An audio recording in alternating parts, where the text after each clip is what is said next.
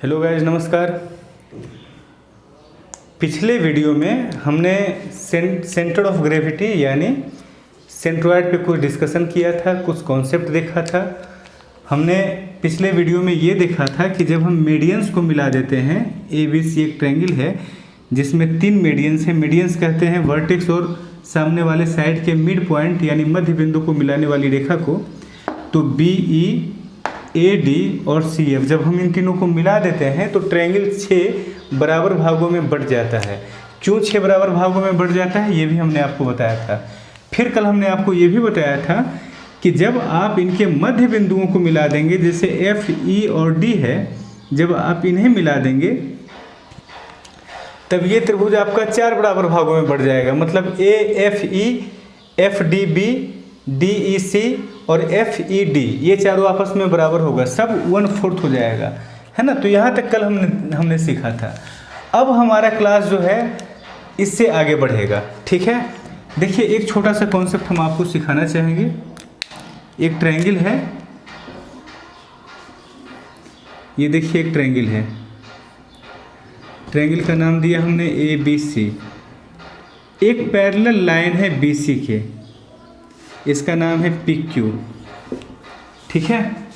अगर हम कोई एक ऐसे खींच देते हैं लाइन, तो अगर ये ओ है और ये डी है, तो बताइए पी ओ और ओ क्यू का अनुपात वही होगा जो बी डी और डी सी का अनुपात है। आप थोड़ा पॉज कीजिए और खुद से सोचिए कि क्या वही अनुपात होगा। अगर होगा तो क्या आप इसको प्रूफ भी कर ले सकते हैं? क्या अपने ही में प्रूफ आप कर ले सकते हैं? अगर प्रूफ नहीं कर सकते हैं तो आपका सेंस क्या कहता है, क्या बराबर होगा? अनुपात। हम किन किन चीज़ों का अनुपात कर रहे हैं? पी ओ बटा ओ क्यू बराबर बी डी बटा डी सी। पहले पॉज करके आप सोचिएगा, फिर आप प्रूफ देखिएगा। देखिए, हम प्रूफ दिखाते हैं इसका कि ये दोनों इक्वल होगा। क्यों इक्वल होगा? दो ट्रायंगल सबसे पहले आप देखिए। पहला ट्रायंगल ए बी डी, यानी ए से गए डी, डी से बी, बी से ए, ये वाला ट्रायंगल ले रहे हैं। तो इसमें जो पी ओ लाइन है वो बी डी के समांतर है। That means A P O और ए बी डी दोनों ट्रायंगल जो है वो कैसा ट्रायंगल हो जाएगा? समरूप हो जाएगा। समरूप हो जाएगा ना। तो हम ऐसा कह सकते हैं, समरूप त्रिभुज जब हो जाएगा तो हम ऐसा कह सकते हैं कि बी डी बटा पी ओ, यानी बड़े वाले का आधार पहले लिया फिर छोटे वाले का आधार लिया, बराबर ए डी यानी बड़े वाले का ये साइड, फिर नीचे में ए ओ छोटे वाले का कोरिस्पॉन्डिंग साइड, ठीक है। अब आ जाइए इसी तरह से इस ट्रायंगल में आ जाइए। इस ट्रायंगल में किसमें? ए डी सी ए से गए डी, डी से सी, सी से ए। इस ट्रायंगल में भी आपका ओ क्यू जो है वो पैरेलल है डी सी के। अगर पैरेलल है तो इस कंडीशन में हम क्या कह सकते हैं कि डी सी यानी आधार बटा ओ क्यू, ठीक है। लिख रहे हैं यहाँ, इस तरफ लिखते हैं डी सी बटा ओ क्यू इक्वल टू क्या हो जाएगा बोलिए? ए डी बटा ए ओ। मतलब इतना बटा इतना बराबर बड़ा साइड बटा छोटे वाले ट्रायंगल का साइड, ठीक है। तो इस तरह से ए डी बटा ए ओ के बराबर ये भी है और ए डी बटा ए ओ के बराबर ये भी है। तो दोनों को हम इक्वल कर सकते हैं, यानी डी सी बटा ओ क्यू बराबर बी डी बटा पी ओ। अब देखिए, बी डी को इस तरफ लेके चले आइए और इसको उस तरफ लेके चले जाइए। आपसे कहा क्या जा रहा है? पी ओ बटा ओ क्यू, ठीक है। तो पी ओ को आप इस तरफ ले आइए और डी सी को इस तरफ ले आइए। तो पी ओ आपका इस तरफ चला जाएगा, पी ओ बटा ओ क्यू हो जाएगा बराबर बी डी, डी सी को नीचे ले आइए, डी सी। ये प्रूफ हो गया आपका। दैट मीन्स कभी भी ये प्रूफ हो गया। अब इसको हम मिटा रहे हैं, ठीक है। आप समझ लिए हैं, प्रमाण भी आपने देख लिया। अब यहां से एक कॉन्सेप्ट आपके दिमाग में डेवलप हो जाना चाहिए। याद मत कीजिएगा, याद नहीं करना है, माइंड में इस चीज़ को एडजस्ट कर लेना है। एडजस्ट क्या करना है कि कभी भी ऐसे कोई ट्रायंगल है, ठीक है, अगर इसमें मान लो कि ये इसका समांतर रेखा है, तो यहाँ से कोई भी रेखा हम खींचेंगे ना, ऐसे ऐसे हमने रेखा खींच दिया, तो इसका और इसका जो अनुपात है वही इसका और इसका अनुपात होगा। इवन इसका और इसका जो अनुपात है वही इसका और इसका भी अनुपात होगा, ठीक है। अगर ऐसा कोई फिगर है, ऐसा देखिए, ऐसा ट्रायंगल है और इसमें हम 1 लाइन, 2 लाइन, 3 लाइन, 4 लाइन, जितना लाइन आपको खींचना है उतना लाइन खींचिए। अगर आप इस तरह से एक लाइन खींचिएगा, सब सिर्फ पैरेलल अगर है, तो इधर वाला, ये वाला सब का अनुपात आपका क्या होगा? समान होगा। बात समझ में आ गई होगी? ठीक है, आगे बढ़ते हैं। देखिए,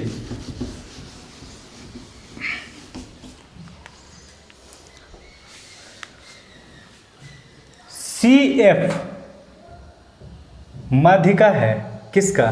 ABC का एक माध्यिका है, यानी F जो है मिड पॉइंट है।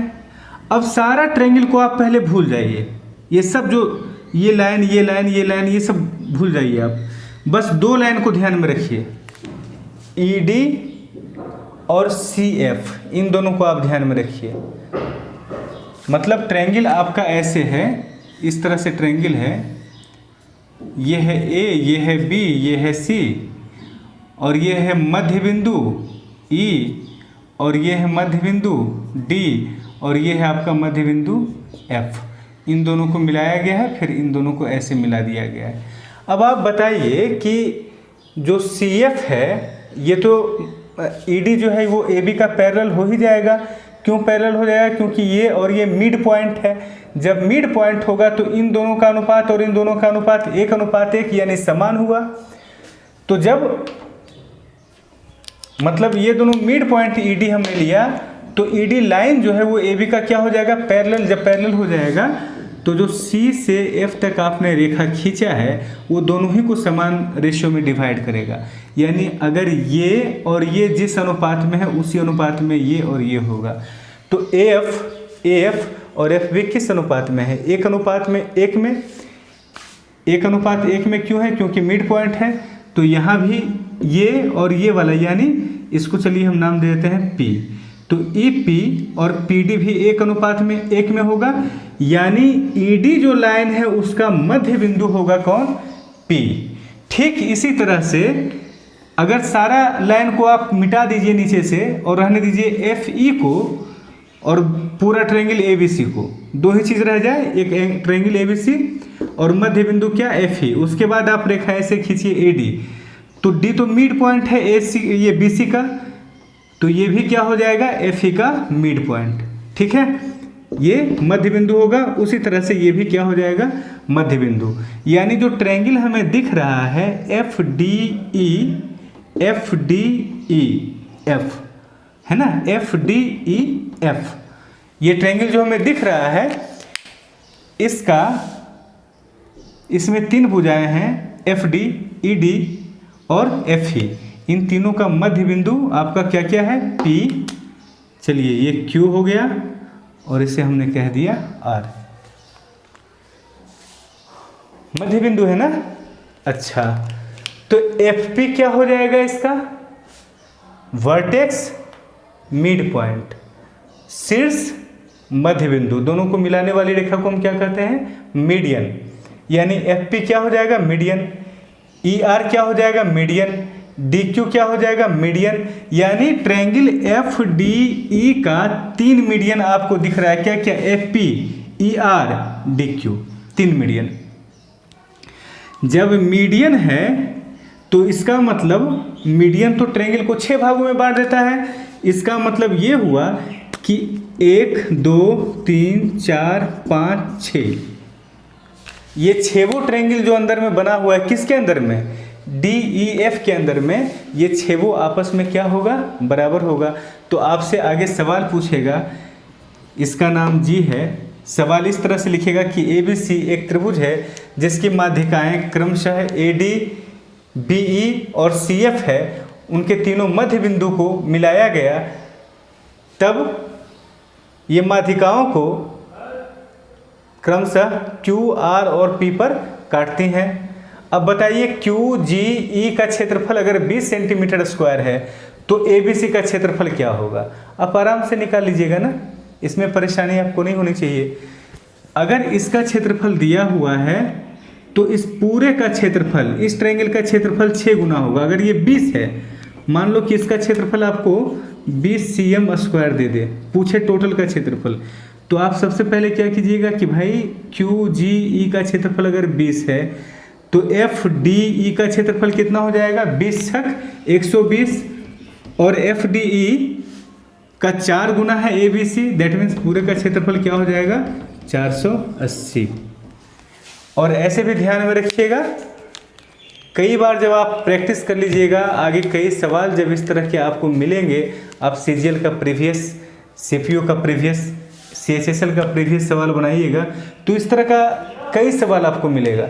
तो वहाँ पर आपको मतलब एक बार जब सवाल आपके सामने रिपीट होकर के आएगा तो वहाँ आपको ये पता चल जाएगा कि इसका मतलब ये छोटे वाले ट्रायंगल का पूरा ट्रायंगल 24 गुना होगा। ठीक है, 4 गुना ये और 6 गुना। चलिए ठीक है, इसे मिटा रहे हैं। यहाँ तक पूछा गया है जैसे पूरे ट्रायंगल का क्षेत्रफल जो है उसका ये कितना गुना होगा, तो उसका आंसर 1/24 टाइम्स आपके सेट में मिलेगा सवाल इस तरह का जो प्रीवियस में पूछा गया है। अब देखिए अगर हम इसे मिला दें तब क्या होगा? अगर सवाल में क्यू आर और पी को मिला दिया जाए तब क्या होगा? फिर आपने मध्य बिंदुओं को मिलाया, किसके मध्य बिंदु के एफ डी ई जो ट्रायंगल है उसके मध्य बिंदुओं को मिला दिया, तो क्यू आर पी का अगर क्षेत्रफल पूछ दे पूरे के रेस्पेक्ट में तो आंसर आपका क्या हो जाएगा? एफ ई डी पूरे का 1/4 गुना, Q R P F D E का 4 गुना, 1/4 गुना, तो ये पूरे का कितना गुना हो जाएगा? क्यू आर पी पूरे का कितना गुना हो जाएगा? 1/16 गुना। ये आपसे पूछ सकता है सवाल में, तो तरह तरह का सवाल पूछ सकता है। आप बात समझ रहे हैं? अगर आपसे पूछे ट्रायंगल क्यू आर पी का क्षेत्रफल, इसका area, triangle A B C के एरिया का, ये दिखाई पड़ रहा है ना? चलिए दिखाई पड़ रहा है। ए बी सी के एरिया का कितना गुना है? तो देखिए 1/16 गुना होगा। ये आप एकदम आराम से निकाल लीजिएगा। सवाल में लैंग्वेज बना करके देगा, जैसे जैसे सवाल में कहते जाएगा आप बस वैसे वैसे अपने कागज़ पे करते जाइएगा। इस तरह का एक फिगर आपका बन जाएगा। क्यू आर पी का अगर क्षेत्रफल आपसे पूछ दिया तो आप वहाँ पर ये सेंस लगाएंगे कि ए बी सी का 1/4 है एफ डी ई, है ना, और इसका 1/4 है Q R P. That means कितना गुना हो गया? 1/4 गुना। ये क्या हो जाएगा? बराबर 1/16 गुना।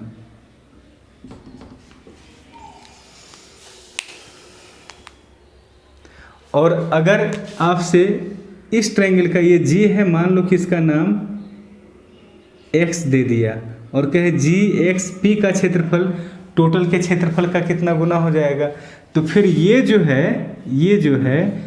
ये क्यू आर पी का कितना गुना होगा? 1/6 गुना होगा, क्योंकि ये किसके द्वारा बन रहा है? ये मिड पॉइंट को मिलाने के से नहीं बन रहा है, ये मीडियन से बन रहा है। देखिए 1 2 3 4 5 6, ठीक है। ये जो तीनों लाइन आपको दिख रहा है ना, ये आर से गया इधर, फिर यहाँ से गया इधर, फिर यहाँ से आया इधर, ये इसका मीडियन हो जाएगा। इसके अंदर अनगिनत ट्रायंगल बन सकता है, आप समझिएगा इस चीज़ को। अभी इसके अंदर अनगिनत ट्रायंगल बन सकता है, आप मिलाते जाइए बनते जाएगा, समझ रहे हैं ना। जैसे ये 6 भागों में बट गया, फिर आप इसको ऐसे मिला दीजिए, ऐसे फिर मिला दीजिए। ये x है, ये y इसको कह दीजिए, इसको z कह दीजिए। अब कहिए x y z पूरे का कितना गुना है, तो 1/64 गुना हो जाएगा। x y z कितना गुना हो जाएगा? 1/64 गुना हो जाएगा। क्यों?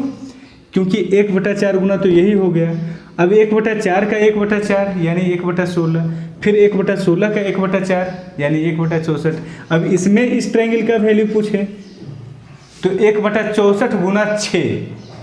अगर इस ट्रायंगल का वैल्यू पूछेगा कि ABC के रिस्पेक्ट में इसका एरिया कितना है, तो क्या होगा 1/64 गुना 6 इस ट्रायंगल का एरिया। ठीक है, हालांकि इतना भी ट्रायंगल आपसे नहीं बनवाएगा, मतलब यहीं तक जनरली रहता है, ये भी नहीं बनवाता है, इतना भी नहीं जाता है, इसके पहले तक ही रहता है, तो आप आराम से बना लेंगे। ठीक है, तो ये था कि एक ट्रायंगल के अंदर मीडियंस और मिड पॉइंट, माध्यिका और मध्य बिंदुओं को मिलाने से कई तरह का त्रिभुज बनता है, जो बड़े वाले त्रिभुज को इक्वली डिवाइड करता है, कई पार्ट में इक्वली डिवाइड करता है, एरिया वाइज इक्वली, सर्वांगसम या कॉन्ग्रुएंट नहीं, एरिया वाइज इक्वली कई पार्टों में डिवाइड करता है। तो इस पे आधारित प्रश्न एग्जाम में आपके पूछे जाते हैं, तो मेरे ख्याल से आपसे बन जाना चाहिए इस तरह का सवाल।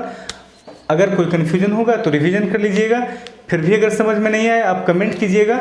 हम फिर से एक छोटा सा वीडियो, और एक बात कह दे रहे हैं, कोई भी पॉइंट है या कोई भी टॉपिक है अगर आपको समझ में नहीं आता है तो आप कमेंट बॉक्स में कमेंट कर दीजिएगा कि ये क्लियर नहीं हो पाया, तो उस पॉइंट पे हम एक छोटा सा वीडियो अलग से बना करके 4-5 या 10 मिनट का अलग से बना करके यूट्यूब पे डाल देंगे। आप मेरी बात समझ रहे हैं? जैसे कि मान लो कि यही कोई सवाल है या फिर यही है कि ये कैसे 1/4 हुआ, अगर आपको क्लियर नहीं हुआ, या फिर ये जो हमने सिद्ध किया था कि इन दोनों का रेशियो इन दोनों के रेशियो के बराबर होगा, तो जो भी समझ में नहीं आया, या तो आप टाइम को मैसेज कर दीजिए कि इस टाइम पर आपने जो समझाया था वो क्लियर नहीं हुआ कॉन्सेप्ट, जो टाइम मतलब वीडियो में होगा, जैसे मान लो कि 20 मिनट 25 सेकंड में कोई ऐसा हमने बात कहा जो कि आपको समझ में नहीं आई, या फिर 20 मिनट 25 सेकंड से लेकर के 22 मिनट 20 सेकंड के बीच का सेक्शन आपको ठीक से समझ में नहीं आया, बार बार देखने के बाद भी समझ में नहीं आया, तो आप हमें कमेंट कीजिएगा, तो हम फिर मतलब उसका रिप्लाई करने में ये एक वीडियो बना देंगे। ठीक है, रिप्लाई के तौर पे हम वीडियो बना देंगे। ठीक है, आइए आगे देखते हैं।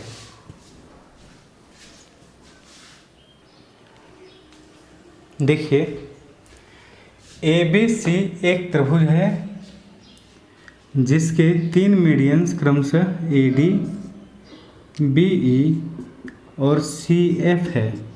ठीक है, तीनों एक दूसरे को पॉइंट G पर इंटरसेक्ट करते हैं यानी काटते हैं। अब अगला सवाल ये है कि AG और GD का अनुपात क्या होगा, मतलब AG और AG बटा GD क्या होगा। देखिए, तीनों मीडियंस जो है ना, ये सेंट्रॉयड जो है आपका, ये तीनों ही मीडियंस को 2:1 के अनुपात में डिवाइड करता है।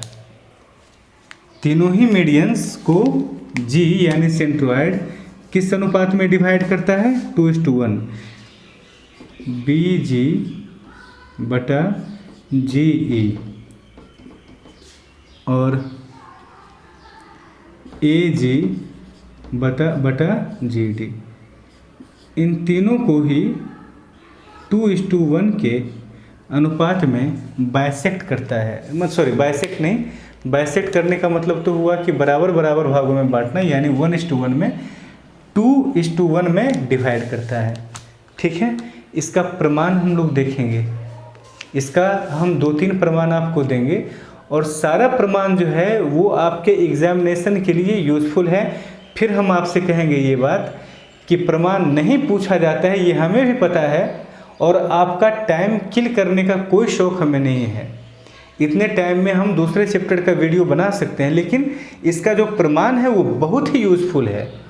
जैसे हमने आपको प्रमाण दिया था ना इस चीज़ का कि जो मीडियंस है वो इस ट्रायंगल को 6 बराबर भागों में बांटता है, इसका प्रमाण हमने दिया। प्रमाण देने के दरमियान हमने आपको ये बताया कि भाई देखो, पहली बात तो है कि AD ही जो है ये ट्रायंगल को दो बराबर भागों में बांट देगा। क्यों दो बराबर भागों में बांट देगा? क्योंकि शीर्ष दोनों ट्रायंगल जो है ADB और ADC दोनों ही ट्रायंगल का शीर्ष जो है वो कॉमन है और आधार भी समान है ना। उस दरमियान हमने आपको ये भी बताया कि अगर ऐसा कोई आकृति आपको एग्जाम में दिखता है क्वेश्चन पेपर में और इस तरह से दो ट्रायंगल में डिवाइड कर दिया, ये 5:2 के रेशियो में है, ये है ABC और ये पॉइंट है D, तो BD और DC का अगर 5:2 के रेशियो में लेंथ है तो फिर एरिया ऑफ ट्रायंगल ABD और एरिया ऑफ ट्रायंगल ADC भी 5:2 के रेशियो में होगा और इस तरह का सवाल पूछा गया है। तो जो कॉन्सेप्ट हम यहाँ सिखाते हैं उस पर आधारित प्रश्न भी आपसे पूछे जाते हैं, इसलिए कॉन्सेप्ट को कभी भी नज़रअंदाज नहीं करना है। प्रमाण देने के दरमियान कई सारा टॉपिक आपका डील हो जाता है। तो हमने क्या कहा कि जो माध्यिकाएँ हैं वो डिवाइडेड हो जाती हैं बाय सेंटर ऑफ ग्रेविटी यानी सेंट्रॉइड के द्वारा, किस अनुपात में? 2:1 के रेशियो में। ठीक है, अब देखिए एक चीज़ हम आपको दिखाना चाहेंगे यहाँ। ये एक ट्रायंगल है, मान लो ये एक ट्रायंगल है। अगर एक रेखा हम खींचते हैं ऐसे जो कि पैरेलल है इस साइड का, ठीक है, ये PQR एक त्रिभुज है जिसमें TS हमने एक रेखा खींचा जो कि PQ का समांतर है यानी पैरेलल है। अब क्या हम ऐसा कह सकते हैं कि QS और SR का जो अनुपात है वही अनुपात PT और TR का होगा? ये हम सिमिलरिटी में साबित कर लिए हैं कि जब ये हमने आपको कई बार दिखाया है कि एक त्रिभुज में जब आप एक पैरेलल रेखा खींचते हैं तो इन दोनों का जो अनुपात होता है वही इन दोनों का भी अनुपात होता है और वही इन दोनों का भी अनुपात होता है। इस बात को आप समझ रहे हैं ना? मतलब PT और TR का जो अनुपात होगा वही QS और SR का अनुपात होगा, वही PQ और TS का नहीं होगा, वही PQ और TS का नहीं होगा, बल्कि PQ और TS का अनुपात क्या होगा? QR बटा SR का जो अनुपात होगा वो PQ और TS का अनुपात होगा। ये सब बातें आप समझते हैं, पहले भी हमने आपको समझाया है। देखिए इसका हम प्रमाण दे रहे हैं, आप समझिएगा कि 2 और 1 के अनुपात में क्यों काटता है।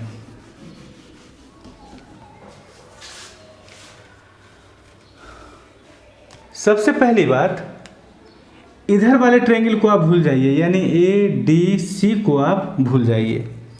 आप ध्यान में रखिए क्या, AD और B को, AD और B में जो ट्रायंगल हमारा है BGD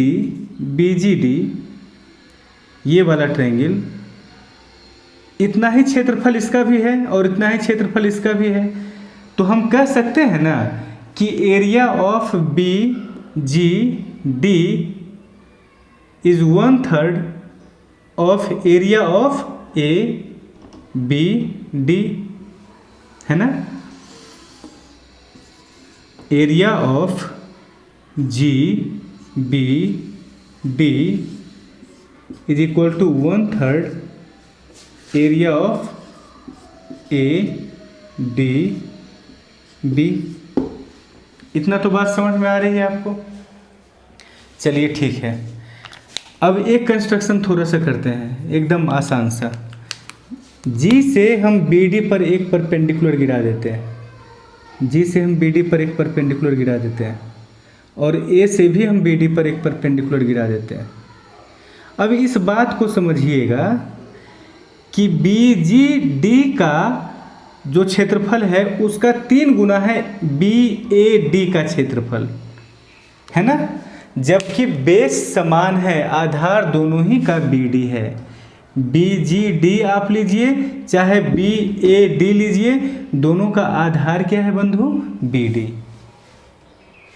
अगर आधार समान है और क्षेत्रफल 3 गुना है, इसका मतलब है कि इसका ऊंचाई इसके ऊंचाई का 3 गुना रहा होगा। आप समझ रहे मेरी बात को? ए डी बी और जी डी बी दोनों का आधार अगर समान है मगर क्षेत्रफल ए डी बी का 3 गुना है, तो इसका मतलब यही है ना कि ऊंचाई ही ना 3 गुना रहा होगा, क्योंकि क्षेत्रफल बराबर क्या होता है? 1/2 इंटू बेस इंटू हाइट। तो मान लो पहले का हाइट h1 और दूसरे का हाइट h2, 1/2 बेस तो दोनों का उतना ही है इंटू h2।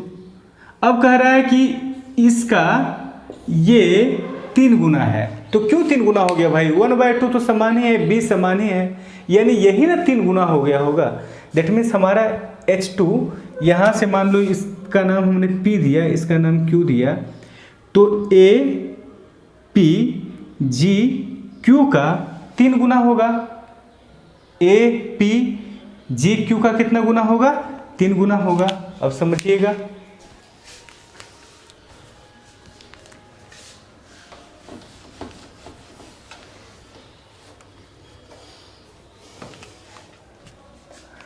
अब दो ट्रायंगल हम एक ट्रायंगल पहले देखते हैं। इस ट्रायंगल से हमने निकाल लिया बाहर, किस ट्रायंगल को? इस ट्रायंगल से हमने एक ट्रायंगल को बाहर निकाल लिया। किस ट्रायंगल को? ए पी डी को। ये है हमारा ए, ये है पी, ये है हमारा डी, जिसमें कि इसमें एक पॉइंट है जी और यहाँ से खींचा गया है एक रेखा इस पर, ये और ये समांतर है। तो ए पी डी और जी क्यू डी दोनों समरूप त्रिभुज हुआ या नहीं हुआ? दोनों समरूप त्रिभुज हो गया। अगर समरूप त्रिभुज दोनों है तो कोरेस्पॉन्डिंग साइड यानी संगत भुजाएं समान अनुपात में होंगी। अब कहा जा रहा है भाई ए पी बटा जी क्यू बराबर 3:1। हाइट, इसका हाइट, ये हाइट इसके हाइट का 3 गुना है। अभी अभी हमने आपको दिखाया, क्योंकि बड़े वाले ट्रायंगल का क्षेत्रफल छोटे वाले ट्रायंगल के क्षेत्रफल का 3 गुना था। आप समझिएगा मेरी बात को। ए पी बटा जी क्यू, ए पी बटा जी क्यू 3/1, इसलिए ए डी यानी बड़े वाले का साइड बटा छोटे वाले का संगत साइड ए डी बटा जी डी, ये भी आपका क्या हो जाएगा? 3:1। यानी इन दोनों में ये अगर 3 यूनिट है तो ये 1 यूनिट है। अनुपात किसका है दोनों में? कितने का? 3 और 1 का। अब ये 3 है, ये 1 है, तो बताइए ये कितना बचेगा? ध्यान रखिएगा, कॉम्बिनेशन ऑफ रेशियो हम सिखाते हैं रेशियो चैप्टर में, उसका 2 वीडियो भी हमने अभी तक डाल दिया है। आपको अगर ये सब पता नहीं है तो कॉम्बिनेशन ऑफ रेशियो सीख लीजिएगा वहाँ जा कर के। a प्लस बी अनुपात a अगर 5:2 है तो ये दोनों कंबाइंड है ना, कंबाइंड है, तो a का अगर 2 यूनिट यहाँ वैल्यू है तो यहाँ भी a का वैल्यू कितना यूनिट होगा रेशियो में? 2 यूनिट। यानी a और b का अनुपात हो जाएगा, अगर a हुआ 2 तो b कितना रह जाएगा? 3। अनुपात आपका हो जाएगा 2:3। That means A G 2 unit होगा और जी डी 1 यूनिट होगा। ठीक है।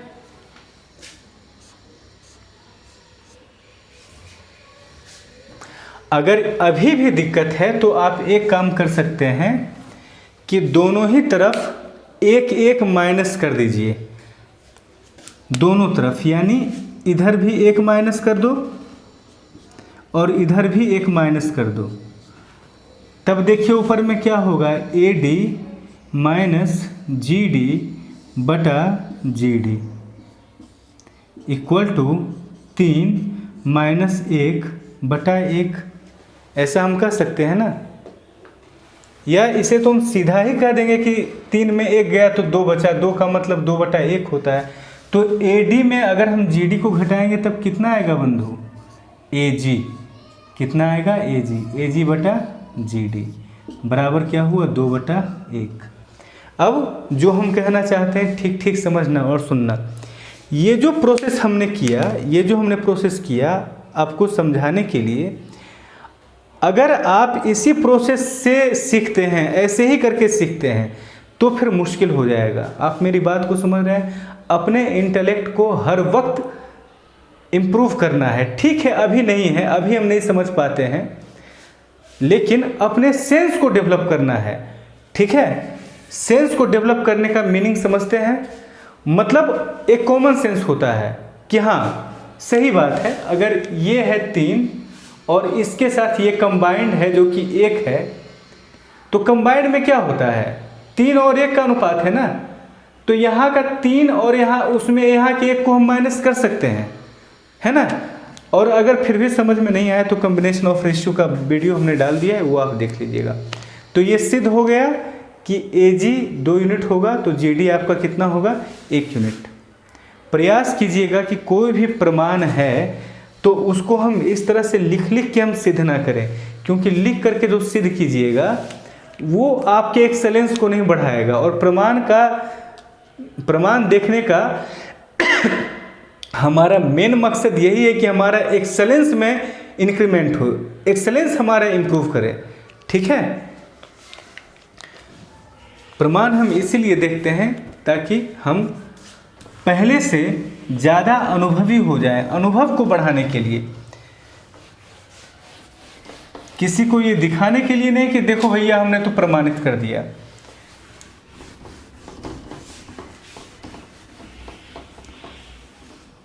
जैसे हमारे सामने अगर सवाल आता है तो हम इस तरह से सोचते हैं, अगर मान लो कि हम नहीं जानते कि ये 2:1 है, आप मेरी बात को समझिए, मान लो कि हम नहीं जानते, हमारा अभी अभी पाला पड़ा है, पहले हमने ये सेंट्रोइड के बारे में जाना ही नहीं है, अभी अभी हमारा पाला पड़ा है, तो हम कैसे इसको देखेंगे ये हम बताते हैं।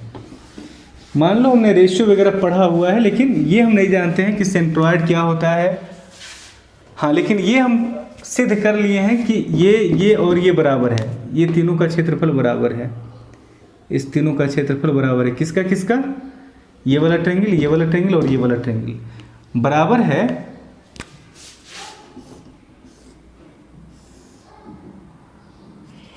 अगर कोई हमसे कहे या ये नहीं भी है, हमसे सिंपली ये कह दे कि ये जो ट्रायंगल है, इस ट्रायंगल का अगर क्षेत्रफल 1 है तो इस ट्रायंगल का क्षेत्रफल 2 है। ठीक है, तो हम कह देंगे कि ये और ये भी 1:2 के अनुपात में होगा। आप बात समझ रहे हैं? इस ट्रायंगल का क्षेत्रफल 1 है, इस ट्रायंगल का क्षेत्रफल 2 है, तो हम क्या कह देंगे कि ये और ये भी 1 और 2 के अनुपात में होगा। कैसे? हम डाल लेंगे लंब, ऐसे लंब डाल लेंगे और यहाँ से ऐसे लंब डाल लेंगे। ठीक है, और फिर हम देख लेंगे कि अगर दोनों ही त्रिभुज के लिए आधार हमारा समान है, आधार अगर समान है तो इसका मतलब लंब जो है, बड़े वाले ट्रायंगल का लंब जो है इसका ट्रिपल होगा, तभी तो बड़ा वाला ट्रायंगल इसका 3 गुना है। हम अपनी बात बता रहे हैं, हम ऐसे समझेंगे कि बड़े वाले ट्रायंगल का लंब जो है वो छोटे वाले ट्रायंगल का ट्रिपल होगा। अच्छा, जब ट्रिपल होगा तो ये हुआ 3 और ये हुआ 1, यानी ये भी 3, ये 1, तो ये बचा 2। हम बस ऐसे करेंगे, जितना कुछ लिखा था उतना हम नहीं लिखेंगे, और ऐसे जो करेगा ना वही एग्ज़ाम में इस चीज़ का इस्तेमाल कर पाएगा। ठीक है, एक प्रमाण हमने आपको दिया, दूसरा प्रमाण फिर आपके सामने है, एकदम आराम से देख लीजिएगा आप। अब तक आपने देख लिया होगा, अगर आप थोड़ा दिमाग लगाएंगे तो। आप क्या कीजिए, ये तो आप समझ रहे हैं कि ABG दुगना है GBD का क्षेत्रफल में। ये तो आप समझ रहे हैं कि ABG यानी ABG दुगना है क्षेत्रफल में किसका? जी बी डी का। अब क्या करते हैं, इसको हम मिटा देते हैं, इसे हमने मिटा दिया। ठीक है, अब AD को हम आधार मान लेते हैं और B को हम शीर्ष मान लेते हैं। AD को हम क्या मान लेते हैं, आधार, और B को हम क्या मान लेते हैं, शीर्ष।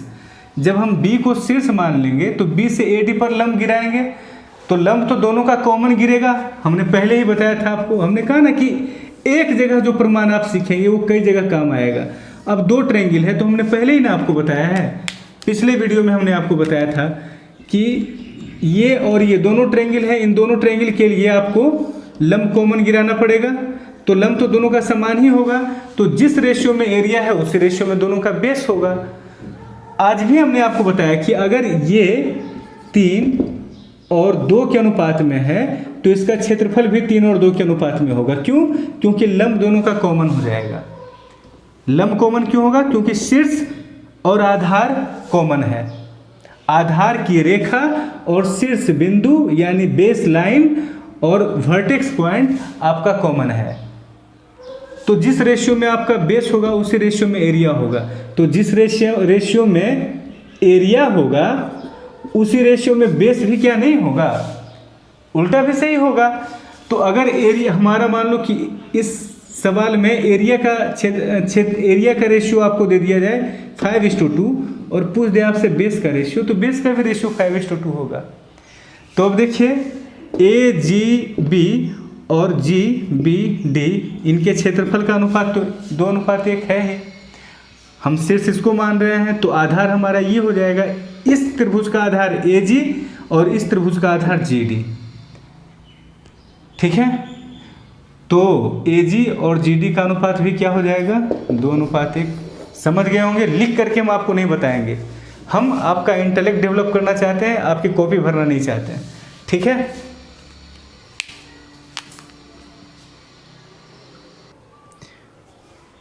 समझ रहे हैं ना बात को।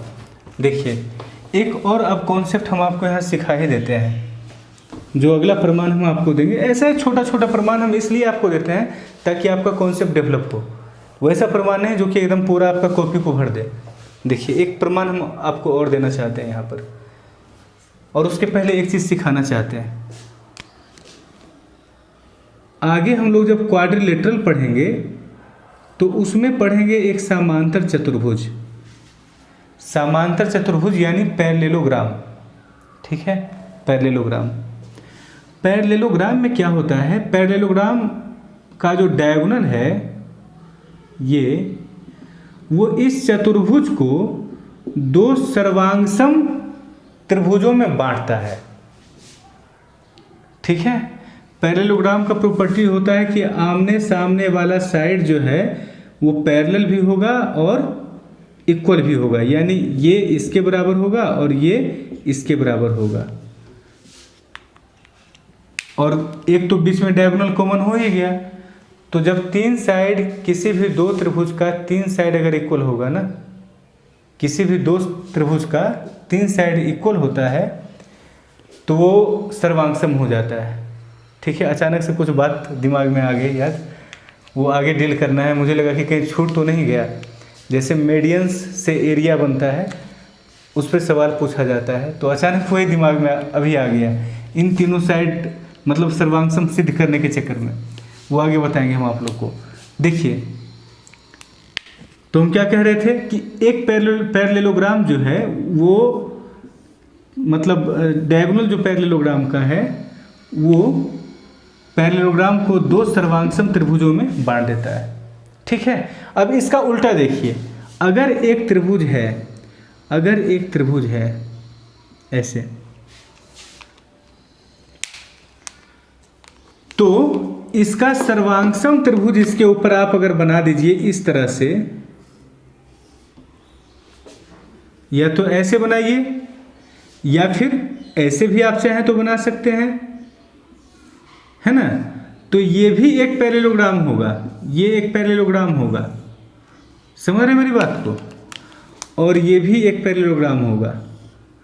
3 भुजा है तो एक त्रिभुज से 3 अलग अलग पैरेललोग्राम आप बना सकते हैं। ठीक है, और आप चाहें तो इसको आप बेस रख करके एक पैरेललोग्राम निर्मित कर सकते हैं। वो कैसे? अब आपको ऐसे लेना होगा, मतलब इसका समांतर हमने ये लिया और इसके समांतर में हमने ये लिया। ये कॉन्सेप्ट भी आपका जो चतुर्भुज चैप्टर है यानी क्वाड्रिलेटरल, उसमें काफ़ी काम आएगा। ठीक है। या फिर अगर एक त्रिभुज आपको इस तरह से दिया हुआ है, देखिए अगर इस तरह से आपको एक त्रिभुज दिया हुआ है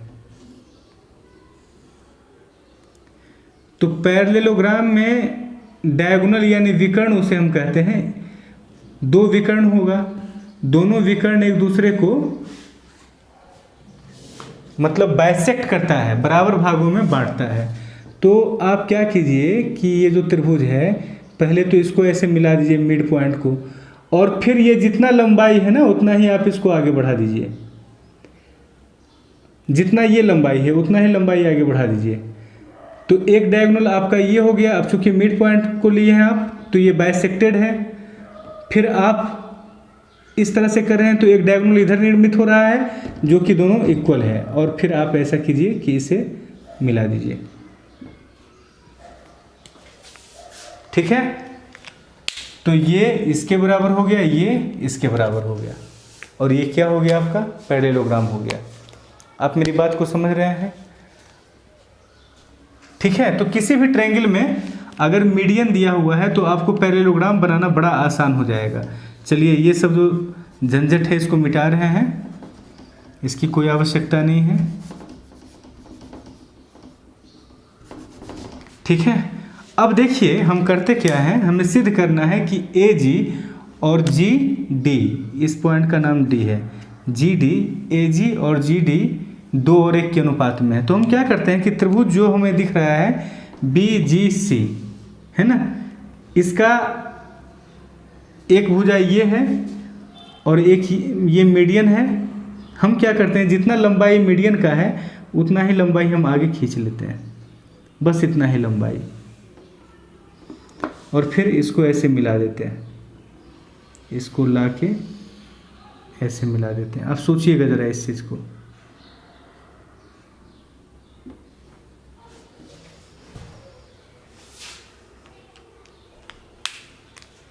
मतलब अगर ये इस पॉइंट का नाम हम कुछ देते हैं P है तो जी डी जितना है ना हम D को उतना ही आगे बढ़ाएं, यानी जी डी बराबर डी पी, जी डी बराबर डी पी।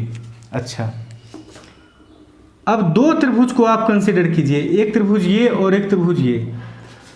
पैरेललोग्राम में ये और ये कॉन्ग्रुएंट होगा, ये और ये कॉन्ग्रुएंट नहीं होगा, ये और ये कभी कॉन्ग्रुएंट पैरेललोग्राम में नहीं होगा। होगा एक ही कंडीशन में, अगर पैरेललोग्राम में सारा कोण 90 डिग्री का हो, यानी वो पैरेललोग्राम वो समांतर चतुर्भुज स्पेशल टाइप ऑफ समांतर चतुर्भुज हो, यानी रेक्टेंगल यानी आयत हो। आप बात समझ रहे हैं? अगर यहाँ 90 डिग्री का कोण नहीं बन रहा है तो फिर ये और ये कभी भी सर्वांग सम नहीं होगा। ये सारा चीज़ हम आपको क्वाड्रिलेटरल चैप्टर में पढ़ाएंगे, लेकिन यहाँ पर थोड़ा सा हमने उसी कॉन्सेप्ट का मदद लिया है। अब आप भूल जाइए पैरेललोग्राम, चलिए छोड़िए उस झंझट को, नहीं तो ज़्यादा दिमाग में टेंशन होगा। जब हम पढ़ेंगे वहाँ तब पढ़ेंगे, थोड़ा सा उसका इंट्रोडक्शन हमने आपके माइंड में डाल दिया है, ताकि जब वो दोबारा आपके सामने आएगा उस समय उस चैप्टर में तो फिर मज़ा आ जाएगा। देखिए ये और ये ट्रायंगल को हम ले रहे हैं, हमने किया है क्या, कंस्ट्रक्शन अपने तरफ से किया, अपने मन से। क्या, जितना जी डी है उतना ही हमने आगे बढ़ा दिया, बढ़ा सकते हैं ना, आगे बढ़ा दिया हमने अपने मन से। और फिर क्या किया, सी पी को ऐसे जोड़ दिया, मिला दिया। ठीक है। अब देखिए इस ट्रायंगल को और इस ट्रायंगल को आप ध्यान से देखिएगा, ये कोण और ये कोण बराबर है, ये साइड और ये साइड बराबर है, ये साइड और ये साइड बराबर है, यानी सर्वांग सम हो गया। अगर इतना झंझट नहीं लेना चाहते हैं तो ऐसे ही देखिए आप, हमारा ये कोण और ये कोण बराबर है। ठीक है। जब ये दूरी समान लेंगे तो हमारा ये और ये एंगल क्या होगा, इक्वल हो जाएगा, अल्टरनेट एंगल हो जाएगा। क्यों? क्योंकि ये और ये समांतर हो जाएगा। ठीक है। ये एंगल और ये एंगल इक्वल हो जाएगा, इक्वल ऑलरेडी है ही, ये एंगल और ये एंगल इक्वल हो गया, तो तीसरा एंगल हमारा अपने आप बराबर हो जाएगा। यानी तीनों एंगल बराबर हो गया तो सिमिलर हो गया, और जब सिमिलर हो गया तो एक भी साइड अगर इक्वल है, जो कंडीशन हमने आपको बताया था, दोनों ट्रायंगल क्या हो जाएगा, सर्वांगसम हो जाएगा। ठीक है, ये ट्रायंगल और ये ट्रायंगल क्या हो गया, सर्वांगसम। यानी इस ट्रायंगल का एरिया उतना ही निकला जितना इसका एरिया था। दैट मीन्स इस ट्रायंगल का एरिया उतना ही है जितना इस ट्रायंगल का एरिया है।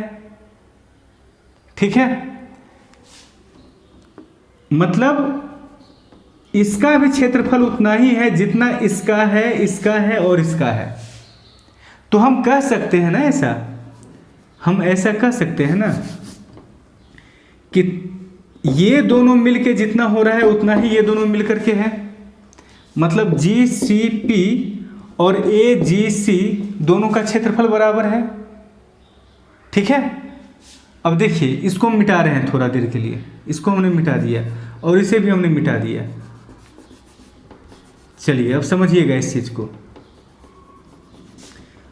अब हम देख रहे हैं दो त्रिभुज, कौन कौन सा, ACG और GCP, दोनों का क्षेत्रफल क्या है बंधु, बराबर है। आधार कॉमन है, शीर्ष सेम है, क्षेत्रफल भी बराबर है। इसका मतलब इसका बेस और इसका बेस समान होगा। अगर शीर्ष हमने इसे ले लिया तो फिर हाइट दोनों के लिए कांस्टेंट हो गया, और क्षेत्रफल आप कह रहे हैं कि बराबर है, तो हाइट भी बराबर हो गया, क्षेत्रफल भी बराबर हो गया, यानी बेस भी दोनों का क्या होगा, बराबर होगा। दैट मीन्स AG और GP आपस में बराबर होगा। और GP ये पॉइंट D था, तो GP GD का डबल है, यानी AG भी GD का डबल होगा। कहीं कुछ लिखना नहीं है, नहीं समझ में आए तो थोड़ा सा बैक जा करके फिर से उसको रिपीट कर डालिए। ठीक है, आगे बढ़ते हैं। यानी ये तकरीबन तीसरा प्रूफ हमने आपको दे दिया, और तीनों ही प्रूफ काम का है। चौथा प्रूफ दे रहे हैं, वो स्पेशल टाइप का प्रूफ है और वो भी बहुत काम का है। ठीक है, तो चौथा प्रूफ देखिए।